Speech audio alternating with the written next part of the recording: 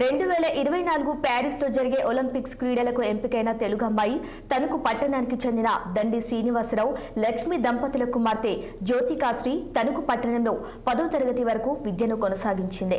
Intermediate degree విజయవాడలో విద్యను కొనసాగిస్తూ క్రీడల పట్ల ఆకర్షితురాలైంది. చిన్నతనంలో 7వ తరగతి నుండి ఆమెకు క్రీడల పట్ల ఉన్న అభిమానంతో తండ్రి శ్రీనివాసరావు కుమార్తె అభిరుచికి తగ్గట్టుగా ప్రోత్సహిస్తూ వస్తున్నారు. తండ్రి బాడీ బిల్డర్ అవ్వాలని కోరిక నెరవేరకపోవడంతో జ్యోతిక తండ్రి కోరికను తన కోరికగా మలుచుకొని విజయం వైపు అడుగులు వేస్తోంది.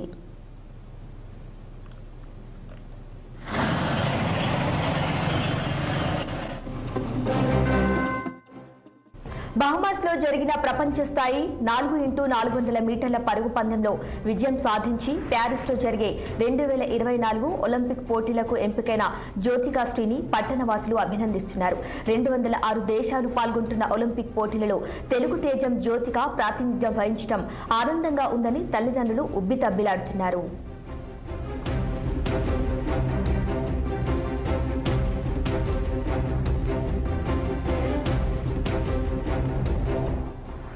పద్దెనిమిదేళ్ల ప్రాయంలో రాష్ట్ర క్రీడా పథకాన్ని నలుదిశలా చాటి చెప్పింది జ్యోతికాశ్రీ. ఈ నెల 26న ప్రారంభమయ్యే ఒలింపిక్స్ లో భారత్ బరిలో దిగనుంది.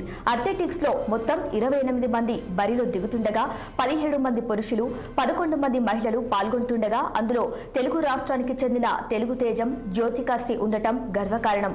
గతంలో జరిగిన 7th international spin to relationship 400 మీటర్ల రన్నింగ్ పోటీలలో స్వర్ణ పథకం సాధించి భారత్ లో అడుగుపెట్టింది.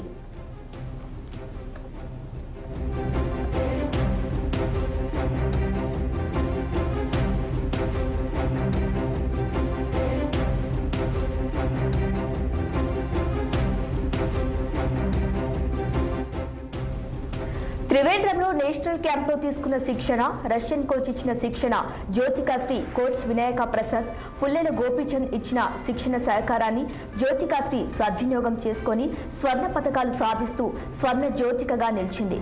ప్యారిస్ లో జరిగే 2024 ఒలింపిక్ క్రీడల్లో తెలుగు అమ్మాయి జ్యోతికాశ్రీ త్రివర్ణ జెండా ఎగరవేయాలని మనమందరం కోరుకుందాం.